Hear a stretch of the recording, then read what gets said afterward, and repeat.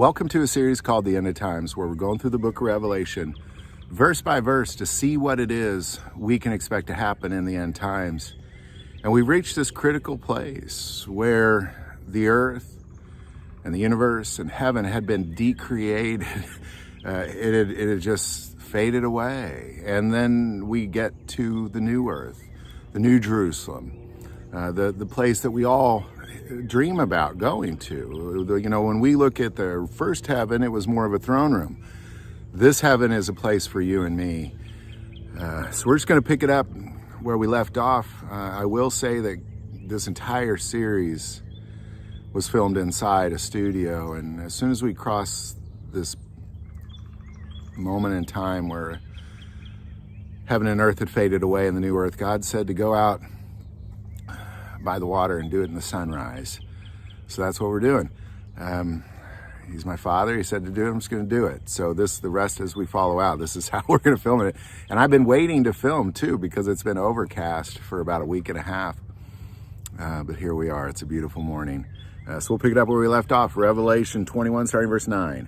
Then one of the seven angels who had the seven bowls filled with the seven last plagues came to me and talked with me, saying, "Come, I will show you the bride, the Lamb's wife." And he carried me away in the spirit to a great and high mountain, and showed me the great city, the holy Jerusalem, descending out of heaven from God, having the glory of God. And her light was like the most precious stone, like a jasper stone, clear as crystal.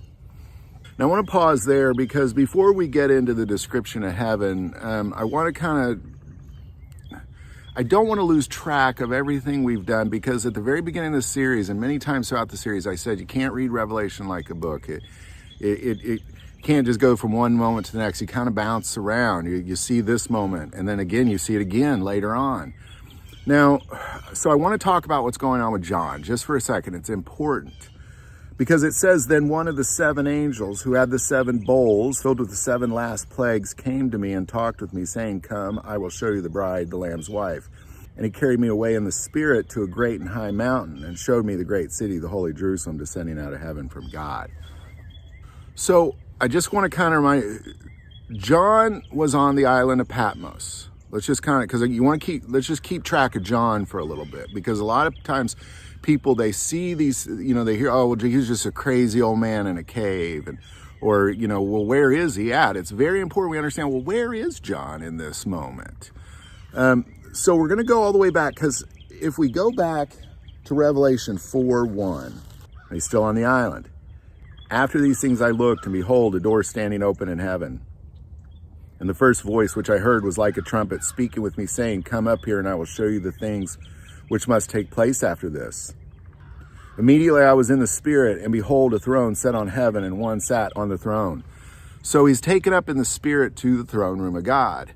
And everything we saw, he was in the throne room of God, witnessing it, because the sea of glass, being able to look down on earth, all those things he saw from the throne room of God. And he was in the throne room of God until we get to 17:1. Then one of the seven angels who had the seven bowls came and talked with me, saying, "Come, I will show you the judgment of the great harlot who sits on many waters, with whom the kings of the earth committed fornication, and the inhabitants of the earth were made drunk with the wine of her fornication." So he carried me away in the spirit into the wilderness. So ultimately what we have here is, John, he was taken up in the spirit to the throne room of God. Then one of the angels that was carrying the seven plagues. Now I kind of want to remind you of those seven plagues. 15:1, then I saw another sign in heaven, great and marvelous, seven angels having the seven last plagues, for in them the wrath of God is complete.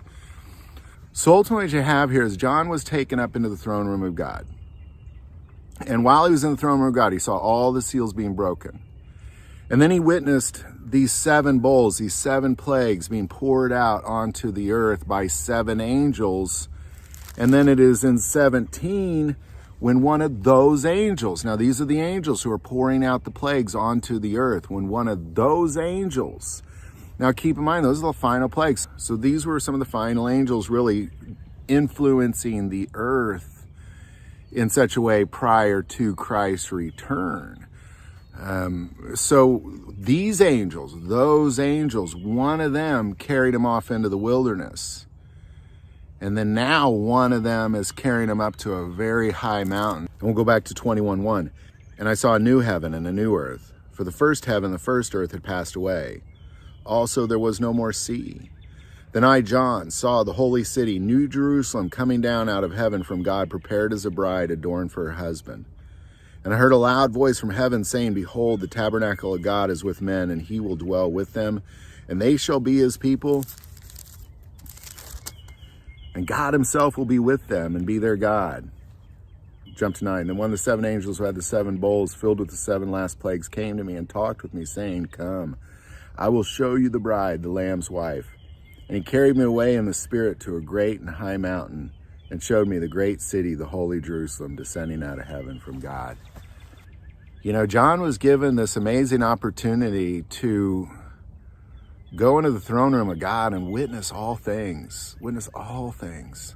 The blood of the Lamb, the scrolls being opened, the throne itself, the 4 living creatures, all people praising, the elders, the multitude of angels, all in the sea of glass, all in front in the throne room of God.